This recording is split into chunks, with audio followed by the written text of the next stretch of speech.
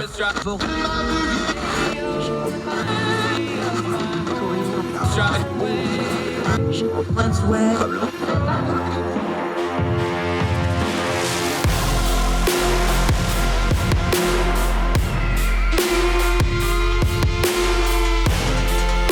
host, Andrew Donaldson. This is Heard Tell. Welcome to Heard Tell. It is Tuesday. It is the 2nd of August, if you can believe that. The year of our Lord 2022 just keeps rolling right along, and I am Andrew Donaldson, and this is Heard Tell. We got some noise in the news cycle, folks. We're going to try to turn it down as best we can today, so wherever you and yours are across the street and around the world, thank you for giving us the most precious thing you have, your time. Got a couple big ticket items to get through today. We're going to update the PACT story. We've been talking about that a lot. I've been on media doing things on radio and on television and other platforms. I've been writing about it. I've been tweeting about it. A lot of other people have. A lot of noise about it. We have an important update and an important piece of information that will shed some light on that. They better pass this thing next week like they say they're going to, or it's going to be a whole lot of hurting people that are very, very angry. We'll update that story for you. Also, we always end on a good note. How about a little bit of wiffle ball? And this wiffle ball not only is a whole lot of fun, it's raising a whole lot of money for a whole lot of good causes. Always happy to talk about that. Great guest today, one of our favorites, Gabriella Hoffman, one of the superstars of young voices. She talks about a lot of things on this program. We usually talk conservation and stuff. Today we're going to talk a little 2A, Second Amendment, gun rights, a lot of that in the news. We're going to talk about some of the current legislation proposals. We're going to talk about how people perceive gun legislation. Also going to talk about, since one of her favorite things to talk about is conservation, mine is too, how the hunting side of 2A can and actually doesn't affect the 2A argument. Gabriella Hoffman, one of our real good friends and contributors on the program today. Love working with her behind the scenes as well. She's on the program today. Make sure you check that out. But first, let's start right here. We talk a lot about economics. We have economists on just about every week in some form or fashion. Going to have Jericho Hill on later this week, as a matter of fact, who's a recurring guest on this show. A lot of economic news, but instead of the theory and inflation and the big words, let's talk something a little more practical. Wall Street Journal. This is written by Rachel Wolf, and the headline is Dollar Store Diners and Vats of Shampoo Help Families Cope with Inflation. It goes like this. More Americans are embracing frugality as they face rising prices at every turn, with energy costs up 41% and groceries 12% more expensive than they were last year, according to June's Consumer Price Index. Many families say that skipping vacations and restaurant meals is no longer enough, and they're finding ways to cut costs on essentials as inflation remains high. One way they are doing so is relying more and more on dollar and discount stores for groceries. Average spending on grocery products are discounted chains increased 71% from October 2021 to June 2022, according to the firm InMarket. Over that same period, spending on the same items in grocery stores decreased by 5%. Many large consumer brands, including Walmart and Unilever, attest that their prices aren't going down anytime soon. In San Antonio, Lily Penelope is eating mostly canned chicken, vegetable, and peanut butter from the Dollar General. Mrs. Penelope, who uses gender-neutral pronouns, they do MX here, and I just don't know how to pronounce it. I'm just being honest, so however you say that, I apologize. Says they can no longer afford the cost of groceries, plus Uber to and from H-E-B grocery stores 3 miles away. Before January, $120 covered a round-trip Uber, plus 2 weeks of fresh ingredients for the meals for them and their wife, they say. Now the same trip costs nearly twice as much. Since Penelope's dollar store doesn't sell fresh produce, they add spices and salt to camouflage canned ingredients. My health and quality of life has gone down, she said. I'm in a position where I'm having to choose between making meals I can afford and putting my health on the line. Roughly $2,300 generals across the country stock fresh produce out of more than the 18,000 total locations. While the Dollar General isn't a full-service grocery, we consider ourselves today's general store by providing nearby and affordable access to daily household items, including the components of a nutritious meal, Dollar Store spokeswoman said. The company plans to expand fresh produce to a total of more than 10,000 stores in the following years. A spokesman for Dollar Tree, which owns Family Dollar, says the chain aims to complement, not replace, grocery stores. She also adds that more than 16,000 stores offer frozen fruits and vegetables, along with sugar-free options, fruit juices, nuts, beans, whole wheat products, eggs, and milk. Other households are buying in bulk or making do without items they never used to think twice about. Sam's Club memberships, that's a bulk carrier that Walmart owns, was up 10.5% year over year, according to Walmart's May earnings call. Consumer products giant Procter & Gamble just posted its largest sale gain in 16 years. Still, the company is predicting its slowest sales growth in years as customers cut back on household staples like the company's Tide detergent and Pampers diapers. Excuse me. Evelyn Fernandez, 45-year-old single mom of four, has taken on the role of shampoo and conditioner police, making sure her long-haired daughters don't use more than they need. I'm very conscious about not using a lot of those products, she said. She recently purchased a Sam's Club membership to buy more in bulk, switched to store brand versions of almond milk and granola bars, and after receiving a $300 June electric bill, I haven't seen a $300 electric bill in a while. I'm envy her. Miss Fernandez swapped her 1-year-old daughter's plug-in nightlight for a glow-in-the-dark stick on ceiling stars. Ordinarily, electricity for her Fort Worth, Texas home is under $100 a month. The Department of Commerce on Friday said consumer sales spending rose 1.1 in June, up from 3.3% in May. Lower income families are switching brands, saving less, cutting what they can. What does this mean, and why do we talk about it with economics? Because this is the front line of where economics go, people changing their spending habits. Now, dollar stores, Dollar General, Family Dollar, there's a couple other ones, they kind of get a bad rap. What their business model is they fill in gaps. That's why they're popping up all over the place in areas, even though, so like between Walmarts or between other grocery stores, they're often put up in areas that are walkable to certain segments of the population, like large developments or housing or apartments or so forth and so on. They're also put out in rural areas where you may have to drive 10, 15, 20 minutes to get to the nearest store.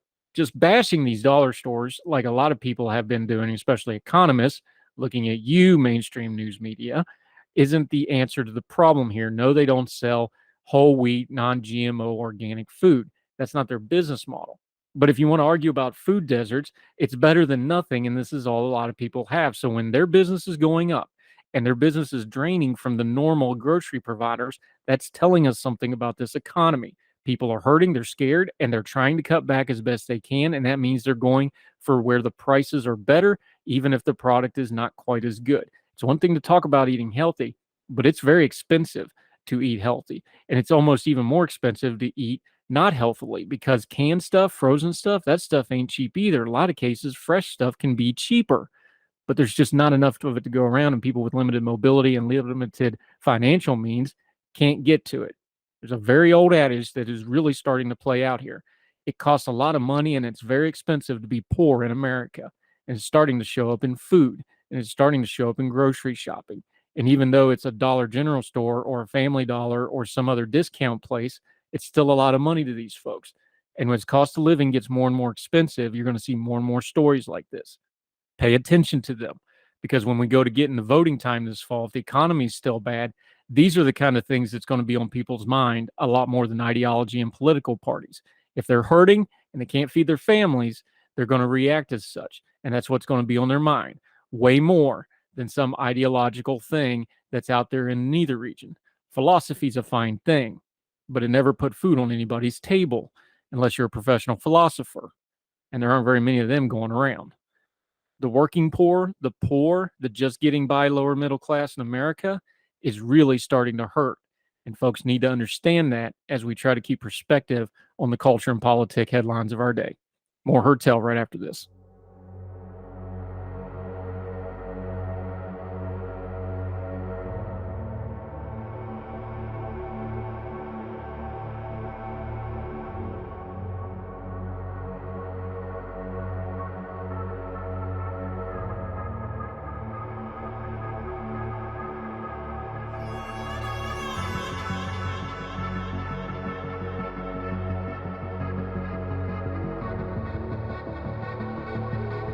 Welcome back to Heard Tell. Update on the PACT story. That's the burn pit legislation, the VA that exploded when it got voted down in the Senate a couple days ago. I've been talking about it a lot. I talked about it on this program. I went on Dr. Rashid Ritchie's program over on the Young Turks Network, talked about it on there. We'll link to both of those things in the show notes if you want to hear them. I've been taking a lot of flack for it. People disagree with me. That's okay. We've also linked the entirety of the bill. You can read it yourself. John Cornyn, the senator from Texas, though, gave away the game. I speculated, along with other people, that the real difference here between the voting was that earlier in the day that this vote happened, they were upset because Senator Manchin and Senator Schumer had unleashed their Build Back Manchin, Build Back Better. It's now called the Reduce Inflation Act, but it's the pared down Build Back Better Act is what it really is. They got outflanked on it. The Republicans were upset, and in a hissy fit, they voted this down.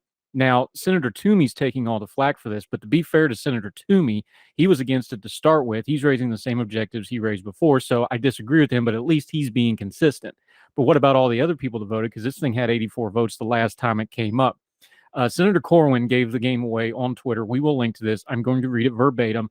President Biden's comm shop put out a bread and butter tweet about this, and Senator Corwin said, Mr. President, quoting here, passage would not have been delayed if Senator Schumer had kept his promises. Good news is, despite his mendacity, it will pass this week. Now, he's not talking about the VA bill. He's talking about Senator Schumer bringing the Manchin bill back to life. They were upset. They threw a hissy fit, and this is how they described it. Again, the $400 billion they're talking about, all they did was switch it from discretionary to mandatory. The mandatory means they still have to pay it into the VA. They can't just go spend that willy-nilly any way they want to. I have read this bill. I've been through it. I have asked multiple other people to go through it. This is not a slush fund. This is still pretty tightly controlled. It's just a difference of which bucket of the government it's getting funded out of and how it gets used. Now, you can believe whoever you want. You can believe me, you can not believe me. But I promise you, I care about this issue a great deal for a whole lot of reasons. I think I'm on the right side of this. Read it for yourself, decide for yourself. But Cornyn saying it wouldn't have been delayed except for Schumer gives the game away. They better pass this next week. They have a very stacked legislative agenda. They're not going to get everything passed that they've got on the agenda. This had better be in it. Senator Corwin and others who decided to play games with this just to throw a hissy fit. We're not impressed and we're watching. A lot of people have waited a long, long time for this legislation to pass, imperfect as it is. Yes, it's got bloat in it, but everything has bloat in it. We need this legislation for these veterans. I understand there's political games. This ain't the time to get on the Hill about financial things. We farted this much money off on things like PPP that we can't even account for now over COVID. And veterans noticed. Where's their funding for their health emergencies? More Hotel right after this.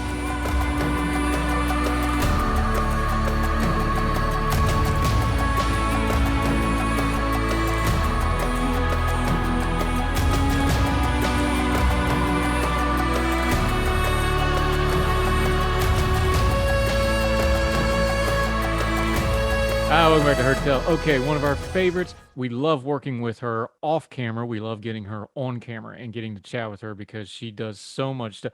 I can't even tell you how busy this person has been the last few weeks. Gabriella Hoffman is back on the program, even though you're on the road right now, aren't you? I am finding myself on the road. I'm trying to wind down my travel. That's a problem I have, but it's all good and I'm enjoying it. As I was telling you before going on the air, I am in Colorado for the first time, which people find and are in disbelief over because I travel out west a lot. But no, really excited to talk to you from Colorado Springs more specifically. So we have a lot to break down. I'm excited to break down things with you. Proud home of the Air Force Academy, among other many, many beautiful things. Be careful walking around. That altitude will sneak up on you. Beautiful state. Ibuprofen. Yeah, no joke. Hey, look, I am a mountain kid, but the 2,000-3,000 feet of the Appalachians ain't the Rockies. It sneaks up on you. No. Let's start here because there's so much to cover, and you've been doing conferences and media appearances. Let's start a little big picture and then zoom back in because you were tweeting about something, and I read it last night because it popped up on my feed. The AP style book. We've been talking about guns in our country. We had some gun legislation passed that we can dig into it in a little bit, but it was a lot of rearranging nomenclature without doing a whole lot, but we can talk about that later. But they want to do the assault weapons ban again. It is one of Joe Biden's signature accomplishments in his entire career, the 94 signature assault weapons ban. So it makes sense they're pushing again, even though it's not going to go anywhere. There's a committee hearings about it right now. But you brought up the AP style book that they have a definition of assault weapons. And of course, our Second Amendment friends are always like, well, assault weapons, what does that mean? Because that's just a word. Talk about that for a second, why that caught your attention, because it sure caught mine. Yes. So a common refrain we hear from people who dislike modern sporting rifles or they dislike AR-15s is they label it using the nomenclature, it's an assault rifle. And as someone who has spent some time around these weapons in question or these rifles in question, I don't see how you can label it as such, even with having some recreational shooting experience. I'm not military, I'm a civilian and all that, but having spent quantifiable time around these rifles in question, I don't see how they're assault in nature. You look at how the firearm is crafted, how it's manufactured, And you especially look at the trigger guard, the triggers especially. And when a scary looking rifle has even just one pull of the trigger corresponding to one bullet coming out, that's not assault in nature. That is a semi-automatic firearm in nature. And the Associated Press style guide, thankfully, has put out a wonderful graphic, and I think they have a full explainer saying that, hey, fellow media members, you guys not need to be tasked with accuracy and reporting, because you can't go around using this pejorative term, an assault rifle, to label modern sporting rifles that are owned largely safely by 24 plus million people, according to new statistics that are out by the National Shooting Sports Foundation. So media organizations still peddle in this false labeling of a modern sporting rifle as an assault rifle, when in fact it is not, when you look at it and examine it, mechanically speaking, and kind of just how the trigger guard is oriented. So I wanted to highlight that on Twitter. I found that to be interesting. I was like, I got to find that graphic,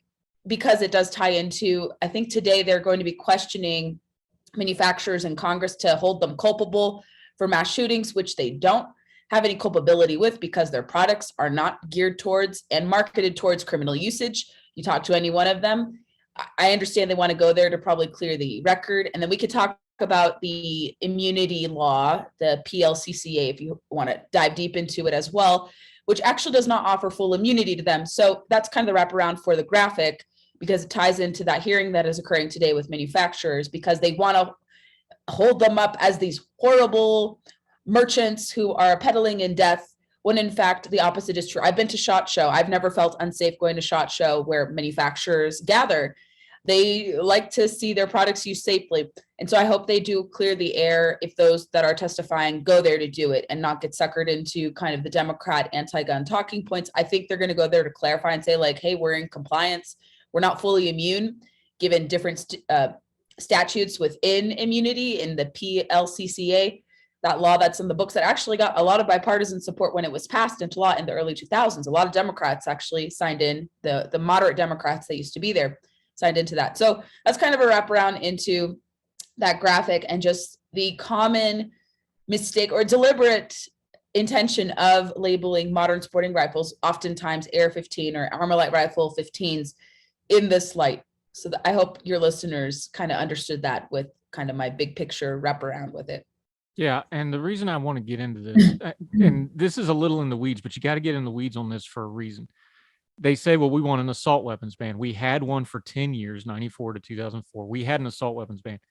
The problem is, you cannot just pass a law and say we ban all assault rifles. If you said, and you wrote a piece of legislation that was one line that said we ban assault weapons, that would ban nothing, because there's no such thing as an assault weapon. I understand the term. I know people apply it, but the black and white of the law, that wouldn't apply to anything. They have to go in and they have to do, especially with weapons, things like this, they have to do very specific nomenclature. And the reason this is a big deal, and we've seen it to the ridiculous point, because we all remember when chainsaw bayonet was a thing a couple of years ago, because somebody got suckered on that. They start talking about the parts of the weapon. So are you going to talk about the parts of the weapon that matter? The receiving, the rate of fire. Has it been modified? One thing I think you could find some common ground on, are you modifying it from the manufacturer's designations, which is something they're going to be talking about in this committee hearing today? Or are you going to deal with things like, does the stock slide? Is it black? Is it scary looking? Does it have 30 rounds instead of a 20 round magazine? These things that matter less than that. I know people are going to go to things like Uvalde and the school shootings and go, well, the police were outgunned, which they weren't, but we'll talk about that some other time. This legislation, though, is it going to be foolishness where you go into what it looks like, or are you going to actually deal with the nomenclature of what the weapon is designed to do? Because I know which way it normally goes over the last 10, 15 years that I've been watching them do this, and they don't go to the serious part of it. No, for them, they've revealed their intentions. They do want to have a wholesale ban of anything they don't like, or anything they ascribe negative qualities to, with respect especially to the AR-15, some of which have been used in recent mass shootings, but they are not the dominant firearm often used by criminals to commit these ghastly acts. Those are handguns, but that's still no justification to ban them. But I think we've seen them reveal what their intentions are. They will say, okay, we'll just examine some of the physical attributes of an AR-15 or a modern sporting rifle. But when they're probed, and let's say the eyewitnesses will respond back to them and maybe school them perhaps about educating them on the different features, I think they'll reveal their true intentions. And they already have. They have said, we just want to start here, and then we will expand to banning every gun we possibly can. And I understand they say, well, this is a common talking point to refute gun control arguments, that they want to eventually go after everything. But it's kind of like an incrementalist ban style to slowly but surely go after, let's say, perceived scary looking guns, so-called perceived assault rifles, which are not assault rifles in nature. And then they're going to work their way up when they can, let's say, sucker in Republicans too, because there are a few Republicans who pretend to be for the Second Amendment who are starting to buy this, but there are a small number, few and far between, but a handful in the House do sometimes join Democrats to do this. I think Adam Kinzinger has expressed interest in doing this as well.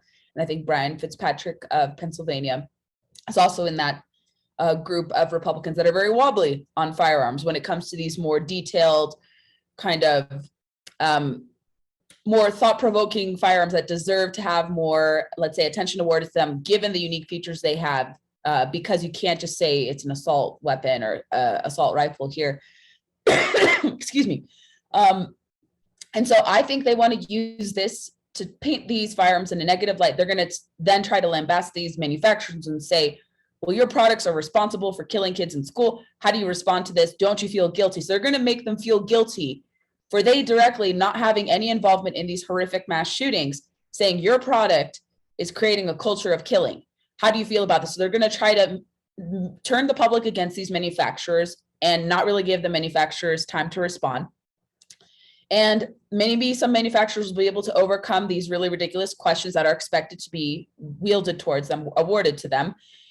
And like I said, I think it goes back to, they're going to start here. If they can successfully ban an AR-15, put it under the NFA, make it harder for people to obtain them, although there is a genuine market demand for them. Like I had alluded to earlier, the growth in ownership of AR-15s is not an accident. It's not some conspiracy to see criminals doing it. It's not creating a more criminal class. It's a lot of people who are buying this. So it's not some outlier purchasing behavior that we're seeing going on, but they want to make it into like a boogeyman that, oh my God, these rifles are proliferating. This is what's happening. If we don't regulate it, it's going to lead to more bloodshed. But like I had said earlier as well, AR-15s are not as commonly used in mass shootings as, let's say, handguns are, or let's say crimes involving firearms more so. So it's really hard to regulate and pinpoint a rifle, but you can easily discriminate against it because it aesthetically looks very scary. So I worry that they're going to use this example. Let's say if they succeed in doing this, I don't see them doing this in the Senate, even with a more divided makeup there. The House, we may see some iteration of this pass, but you go even into states that have, let's say in Virginia, they tried to pass this when Democrats were in control of our General Assembly. They couldn't even get Democrat support because they knew there would be huge blowback to banning modern sporting rifles. So I can see that similarly play out in the Senate. I don't know about in the House, even though the facts presented showcase that this is a very commonly owned firearm. It's used in defensive gun usage. It's very popular among women. It's very popular among minority gun owners. And so for them, I think it's just a stepping stone to eliminate all guns from society. But they want to use this as a first example to then say, okay, we're going to eventually ban, let's say maybe an extended magazine, or maybe we're going to ban do-it-yourself guns, even though they may be ATF compliant and they have a serialized number. We'll ban ghost gun kits, although there is legal precedent and judicial precedent to not do it because Nevada just actually overturned their so-called ghost gun ban kit, citing First Amendment and also Commerce Clause concerns about doing that. I think it's just an incrementalist way for them to get to the public, to pull at the heartstrings, and then proceed full speed ahead. And like you said earlier, with Republicans signing on to this gun control piece of legislation, which sounds great with respect to nomenclature, but it's not really going to have an effect on mitigating crime. I think if they're able to capture Republican support for this, they're going to, again, then you can get wholesale gun control, but maybe there's still an appetite to say, whoops, we're not going to support this. This is above the pale for us. This is not going to please the public. It really has no effect on crime and mitigating instances of crime. And you may even get some Democrats, I think a few that are in swing districts that are very competitive this year. I think in Maine, there's a competitive district where a former Marine who is the Democrat incumbent, is pretty vulnerable. And I think he has voted against some of the gun control measures recently, citing where he lives and how Maine is very rural and it wouldn't be the will of the people in his district to do so. But yeah, I think it could open the door to future gun control, confiscatory measures. And they've been going about this for many years. In terms of me observing it, I've seen them do this back and forth since Obama's time. So this is nothing new. And if they are to succeed in the messaging war with kind of painting these firearms in a negative light, what's to stop them from banning handguns? Because those are the most used in crime when criminals are using guns for enacting really horrific acts. So I don't think they stop here. They'll continue.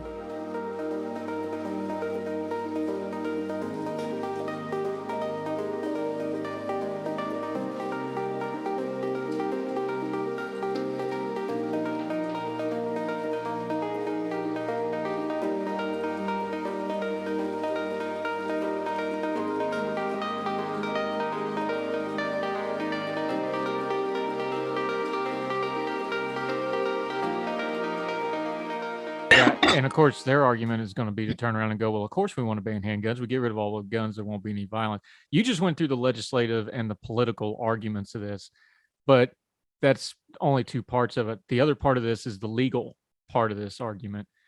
Assault weapons ban was never directly challenged in court on the Second Amendment grounds. Now, since then, there's two things that have happened. We've had the Heller decision, which is probably going to be precedent going forward. It's already been cited. In fact, it was cited in one of the cases you just mentioned. And we have a conservative Supreme Court that we've seen that's, you might have heard, kind of overturning things as of late. If they tried to do another one of these bans, and we've already seen some other things going, what's the legal environment now post-Heller with a conservative court, at least for the foreseeable future, for guns rights legislation and gun control legislation as well? I think the Roberts Court is structured in a way where we see more, I think, overturning of gun control legislation, at least the most egregious parts of it. I'm not sure if we're going to see them say you have to eliminate the permitting system for concealed carry. I'm not sure they're at that point quite yet, although there could be some casework that does build up for them to say, okay, the permitting system is restrictive. It does infringe on your Second Amendment rights. And we're seeing the states do that. 25 states now, half of the country has constitutional carry. But the Bruin decision opens the door to a lot of different things, I think good things. In the outstanding states that had shall issue regimes, permitting regimes, you now start to see most of these states, with the exception of New York for the most part, complying with the ruling, adjusting their permitting system to reflect the Supreme Court decision. I think some of them are still going to create obstacles. They're going to find some way to retool the permitting system. We'll say, okay, we're going to give would-be applicants a bone and we're going to, make it a little easier. But I think in some of the states, I can envision in, let's say, New England, it'll still be fairly difficult. I think it'll be easier in Massachusetts than, let's say, New York to obtain a concealed carry permit now. Rhode Island may similarly have some obstacles. I think some of the other states too. Delaware has a weird permitting regime where you have to get your name published in the newspaper before you can successfully obtain a permit. I found that to be super crazy and invasive.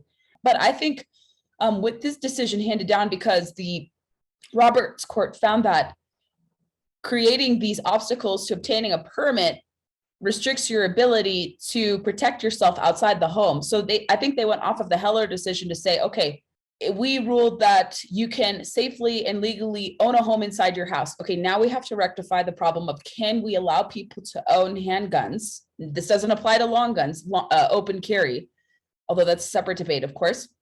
But can we apply a similar standard to handguns outside your home? Can you carry outside your home? And so they found good arguments. I know Justice Thomas wrote the majority opinion of this and said that it would be ridiculous to keep the standards in place, and it was time to overturn these may issue permitting rules. And so there is an appetite. It also reflects kind of the times we're in. More and more people are obtaining concealed carry permits.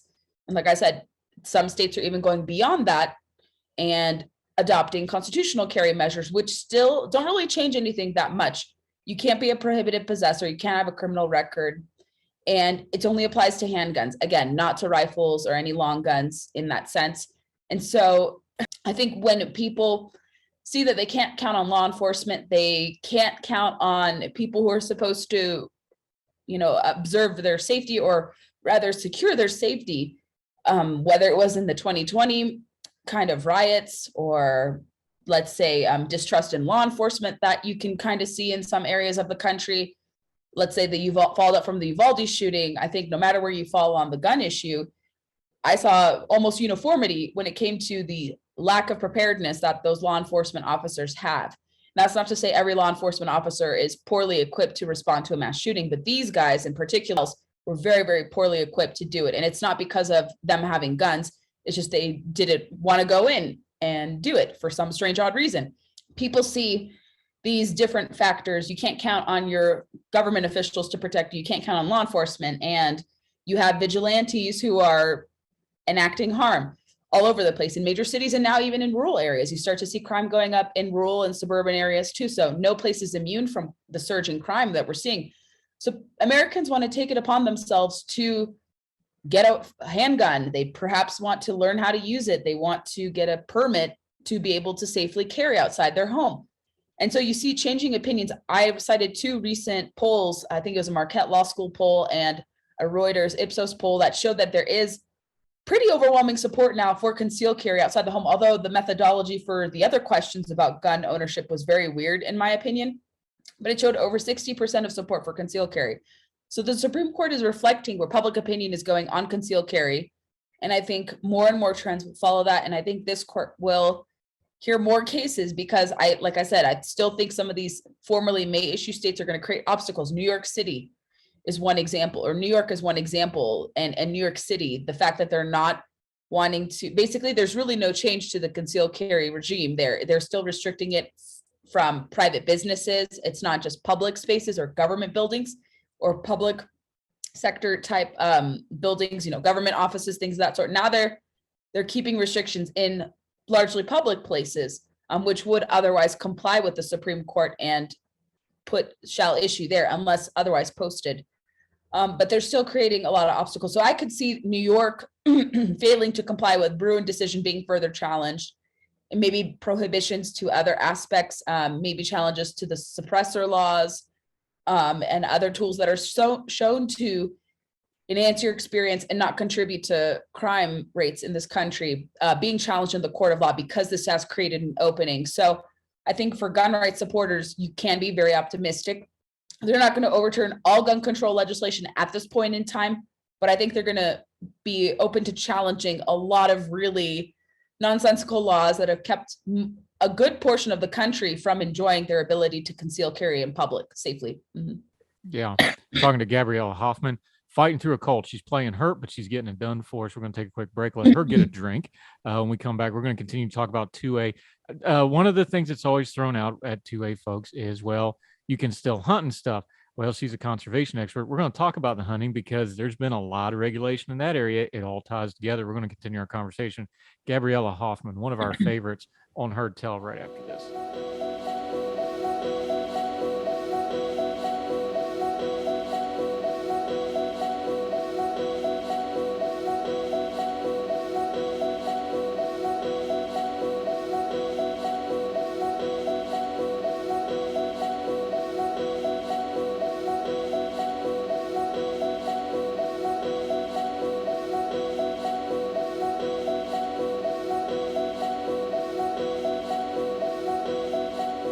Welcome back to Heard Tell. Gabriella Hoffman. She is a great person to work with behind the scenes, really enjoying, because she's one of these regional manager. One of our great contributors with Young Voices. She is all over the place, though. Got a long list there. Here's where I want to go with this, because we're talking Second Amendment a little bit in depth today.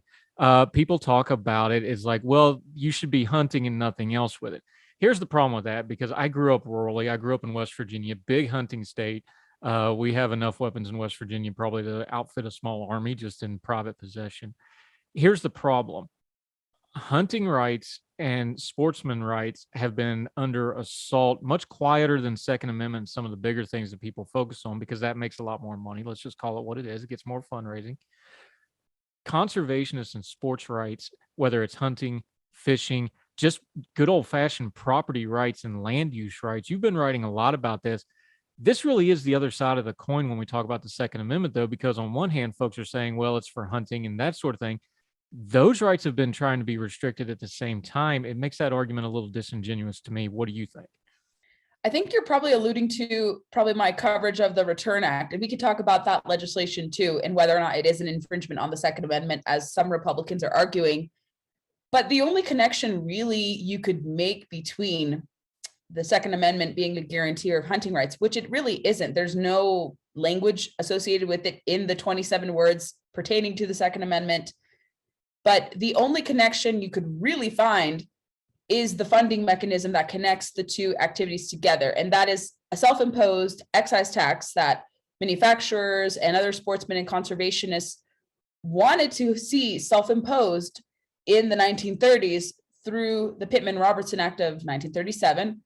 And they recognized that if they were extirpating commonly owned or commonly known species, rather, from the landscape, that there would be a lot of turmoil in the future. And so you have now today over $15 billion that has been generated to go back to the states. This year alone, they say it's between 1.1 and 1.5 billion dollars that has been returned to the states to help with target shooting ranges on public land, assisting with hunters education courses, wildlife conservation, habitat restoration efforts. And there's really no disagreement between manufacturers in the firearms industry and sportsmen to have this channel of funding that goes to all these activities. Now, with respect to the Return Act, the proponents of that, one individual in particular, Andrew Clyde, and he campaigned on this actually when he was running for Congress. He's an FFL dealer, and he sees any imposition of an excise tax as your infringement to keep and bear arms. But you talk to most people who are Second Amendment supporters who also happen to go hunting, you don't hear uniform support for his proposal. And what he wants to do is he wants to eliminate Pittman-Robertson funds. He claims it's unconstitutional. I've never seen that argument ever played out. And he claims, well, the Supreme Court is going to rule on this, and they're going to eventually make their way to say that this law is unconstitutional, and we have to get with the program. And when I explore excise taxes, the only connection, like I said, that connects hunting with the Second Amendment, your purchasing of guns and ammunition. I haven't seen any argument say that you're going to lose your gun rights, you're going to lose your ability to own guns. And when some of my friends have pressed this congressman about the Return Act, okay, show us where exactly the infringement occurs. Show us where downstream it hits consumers. And I haven't seen any evidence. I've been asking people in the industry. I've tried to do my own research. I looked at Tax Foundation. I looked at all these different things. I even looked at the Rand Corporation, where the other side, you have Democrats, anti-gunners. We have Congressman Don Beyer, who wants to oppose 1,000% excise tax on modern sporting rifles to discourage purchasing power and purchasing behavior of people to buy this. I think both proposals are wrongheaded. And when it comes to this proposal for the Return Act, you're not really seeing a decrease in cost when you eliminate an excise tax.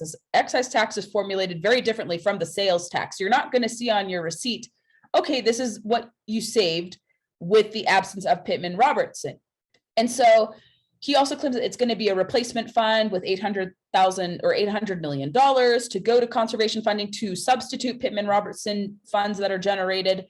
And that's like a loss of, if we go with the least amount, the 1.1 billion, that's a loss of $300 million. If you go to the 1.5 billion mark, that's a loss of $700 million.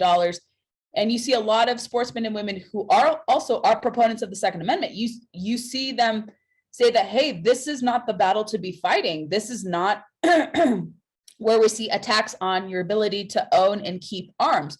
We impose this on ourselves. This is a way to check ourselves so we don't wreck ourselves when it comes to wildlife conservation. And also another component I alluded to, like I said, you eliminate Pittman-Robertson funds, people are not going to be able to enjoy recreational shooting on public target ranges. It's very expensive right now, by all estimates, to go to a private range. And private ranges are great. I've done most of my shooting at private ranges. But it's an attack on the Second Amendment if you want to make that argument, if you're not going to have funding for these public ranges. And during the Trump administration, they actually passed a bill to enhance it so more Pittman-Robertson dollars do go to target ranges. And that was passed almost with pretty big bipartisan support a few years ago. And so the way Pittman-Robertson is structured, again, it's a self-imposed tax. And then you also have this component where You are seeing funding going to target ranges. I think it's a lost battle. You shouldn't be dividing sportsmen and women who do support the Second Amendment in this light. And I think Republicans are going to have to answer for this if they claim we're sportsmen and women. And then people will see that, well, your name was attached to this very successful conservation law. So how can I trust you to defend my ability to go hunting, fishing, and even to protect my ability to practice target shooting on public ranges? So it's not really seen as an infringement on Second Amendment rights. And you see most of the gun manufacturers support Pittman Robertson funding. So that's the unanswered question there. If they're in support of this, they don't see this as an infringement on Second Amendment rights. Why is this battle being waged? What is this sponsor of the bill gaining out of this? And how can you justify replacement with this program when you're going to see a net loss and you're going to see conservation funding altered severely? And again, your ability to do target ranges, those are going to have to be closed if there's no funding to supply those target ranges, or to maintain them rather. And so it's not going to pass anywhere. I've heard from people inside Congress who said this bill is laughable. It'll never be heard if Republicans take over. It's a losing issue. It causes division. It's not the battle to wage against gun control. Fighting against the attempts to ban AR-15s and other measures that are actual gun control items are more fruitful, rather than creating a boogeyman out of the Pittman-Robertson Act. Yeah, real quick, in a couple minutes we got left. Gabriella Hoffman joining us. Love having her. Here's something that I think we lose because we get into the Second Amendment debate, and there's the nomenclature like we started out talking about. Really, though, when you break this all down, we're talking about rights. And like everything you just talked about in there, property rights, what the government can and can't tax, Second Amendment, First Amendment speech. This is the core stuff. If you go back and read, this is what they debated over the Constitution. This is what they debated over the bill. This is really just foundational stuff. It's just you put the guns on top of it, people kind of lose their minds a little bit. But it's the same, whatever other issue you're going to talk about, it all goes back to those fundamental rights, doesn't it? It does. And often I hear from my dad tell me that what separates us from, let's say, the Soviet Union or formerly communist countries, or countries that are experiencing bouts of tyrannical tendencies, is the Second Amendment. Countries that are more free tend to have this measure in place. Everyone says, well, crime is a lot higher in the United States with the presence of lawful gun ownership, but that's actually not the case. I think the United States only accounts for 4% of violent crime all across the board. Someone, I forget his affiliation, but he was tied to one of the gun organizations. I think he's a lawyer, but he's a statistician as well, or he knows how to extrapolate data fairly coherently. And he found that actually we don't account for the most violent crime across the globe. Other countries, often with the absence of firearms, lawful firearms ownership, tend to be more violently aggressive than the United States. And so people forget that, oh my gosh, there's a proliferation of guns. This is horrible to have, but we're a lot safer with the presence of an armed citizenry that is safely trained, that is educated, and more people are getting into the fold. They want to be trained. They want to know how to use their guns. We're a lot safer, and we can repel, let's say, instances of tyranny, whether it comes from attackers coming into your home or people who want to regulate guns out of existence. Not saying you discharge any violent tendencies towards political opponents, but I'm saying, rhetorically speaking, item legislation, whatever, because of the Second Amendment and just case study and, like I said, Supreme Court rulings and other measures out there that say that regulating this is going to be seen as an infringement on rights. The public is moving in the direction towards support of the Second Amendment and away from gun control, no matter how present, let's say, the mass shootings. People see, again, that the criminals who often are committing the crimes, whether it's an AR-15 or a handgun, they're often prohibited possessors, they're repeat offenders. So banning a gun is not going to deter someone who has a track record of already committing criminal behavior with the use of firearms. It's not going to change if you eliminate the firearms. Prohibitions usually never work.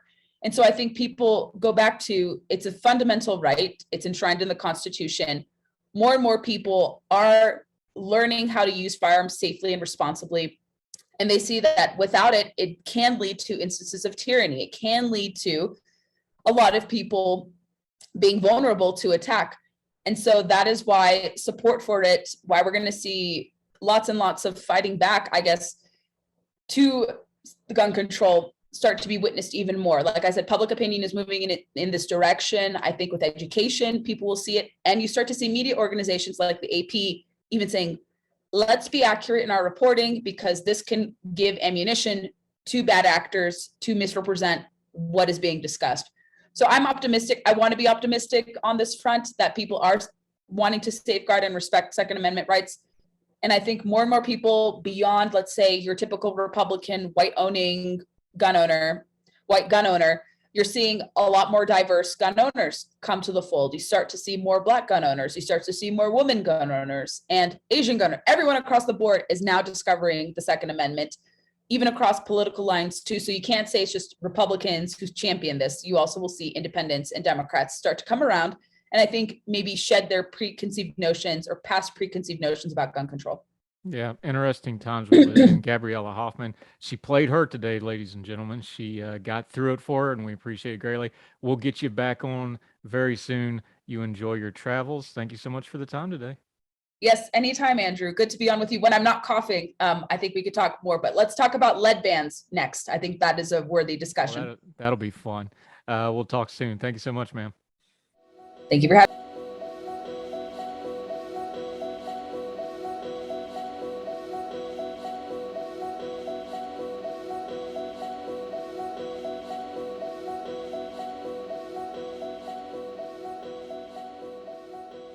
Welcome back to Heard Tell. Okay, here's a fun one to end the program on. We always like to have a lighter note. Who doesn't like a little wiffle ball? Let's go out to Springfield. This is from the Gazette.com out there. One ball field is truly personification of a classic adage: if you build it, they will come.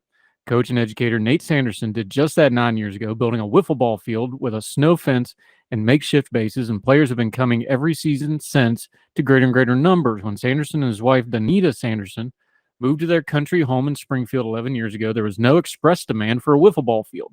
But with a little help from a group of athletes, they built it anyway in their backyard. The ball field is a little more refined now. In 2014, they brought a bulldozer in, put down sod, built a wall. In the years since, they've built a playground, a gazebo, and hung a scoreboard. In the 9 years since the wiffle ball field started, it has raised more than $40,000 in local and international charities, some of which come back year after year for substantial portions of their annual funding. The field has raised more than $25,000 for the Springfield area neighborhood services and information, about $8,000 for the Coralville Food Pantry, and more than $3,000 for the Adventure Project, a nonprofit that works to end extreme poverty in Africa through job creation. It also raised $1,300 for the Community Project in Russia and $1,400 for another food pantry at the Springville United Methodist Church. With smaller portions than a baseball field, wiffle ball fields are a relatively rare sight, but they more than have a place to play. Sanders's field has had an outsized impact. What a wonderful story. Love it. Wiffle ball charity. We love to highlight things like that. That'll do it for Heard Tell for today. Make sure you interact with us. We actually have some shows we're building just off your comments. You've asked, hey, why isn't this getting covered? I haven't seen this in the news. We're hearing you. We interact with you. We'll respond to you. And you never know, we might actually get it on the show. We've got at least 2 shows right now based off readers' request. So reach out to us, heardtellshow@gmail.com, heardtellshow on Twitter. Love to hear from you. In the meantime, however you're watching or listening, we sure appreciate it. Make sure to subscribe. And until we talk to you again, wherever you and yours are, we hope you're well. We hope you're well fed. We'll talk to you again real soon on Heard Tell. All the music on Heard Tell is provided under a Creative Content license from monstercat.com.